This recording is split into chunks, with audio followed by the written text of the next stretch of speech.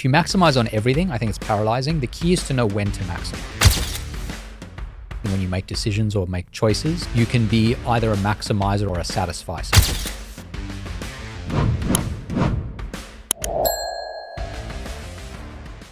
Talk about maximizing and satisficing. You believe there are two outlooks on success. This is part 2 of your business, your book, the heart section, and there seems to be some kind of through line between experimenters and non-experimenters, and maximizers and satisficing. Yeah, did I satisficing. Yeah, that's right. Yeah, so this idea, it's an old idea. It's about 70 years old now, but it's the idea that broadly speaking, when you make decisions or make choices, you can be either a maximizer on one end of the spectrum or a satisficer. A maximizer is someone who says about everything, I need the very best. I need to spend a lot of time and energy figuring out the best. I need to produce the best. If I'm choosing what food to eat or what job to have or whatever, everything's got to be the very, very best. I'm going to maximize. I'm going to make it as good as it can possibly be. And I'm going to bring the resources required to make that happen. Satisficers are people who say, you know, there's a level that's good enough. It's not perfect, but it gets over the bar, and it's going to be a different bar for different things. If it's an important thing, the bar gets raised and it's lowered for less important things. But as soon as I find an option that's good enough, I'm going to take it and then move on with my life. And then there are people who are kind of in the middle who say about some things like my partner that I choose, or if I'm going to choose what job to have or which country to live in. Those are really important. Whether to have kids. Those are important questions. I'm going to maximize on those. Everything else, not that important, at least relatively speaking. I'm going to just find a good enough option. And what you find is that people who satisfice tend to be much happier. Oh, fuck. The key is to, I mean, if you maximize on everything, I think it's paralyzing. The key is to know when to maximize.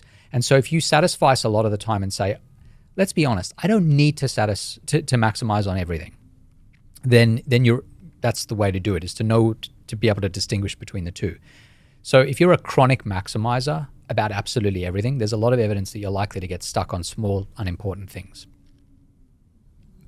Depression, is that a trait of maximizers? Yeah, absolutely. High achieving? Yeah, I mean, so what ends up happening is it's the same as perfectionism. That's basically what it is. It's the choice-based version of perfectionism, where you never live up to your own standards, which on the one hand produces very good things because you're always looking upward and trying to get better. On the other hand, it's paralyzing and exhausting, and to live your entire life that way in every aspect of your life is problematic. Mo Gaudat, who came on this podcast, talked about how we're happy when our expectations are met and we're unhappy when our expectations are unmet. And from what I ascertained from what you said there, maximizers have such high expectations that they're often unmet, which causes unhappiness. Is that accurate?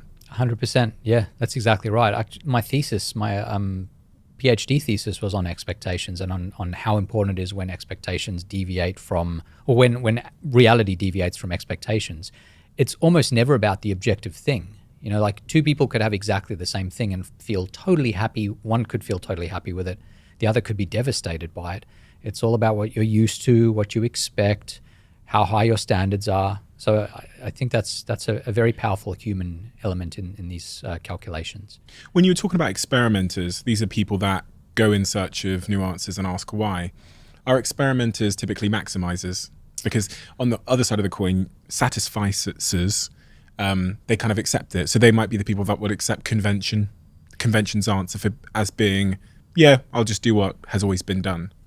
Yeah, I think so. I think there's some overlap. But the thing about the people that I found were experimentalists, constantly asking questions, it was rarely about trivial things. It's not like they went and said, I'm going to go to the supermarket today and get a chocolate and I want to experiment. I want to eat every chocolate in the supermarket over the next year so that I know for the future which one's the best. They don't do that. They say, hey, I'm a swimmer. I want to be an Olympian. How do I get to be an Olympian? I'm going to maximize the hell out of that. And so it's about finding something that's really important to you where it's worth being an experimentalist. But it would be paralyzing to do that with every aspect of your life.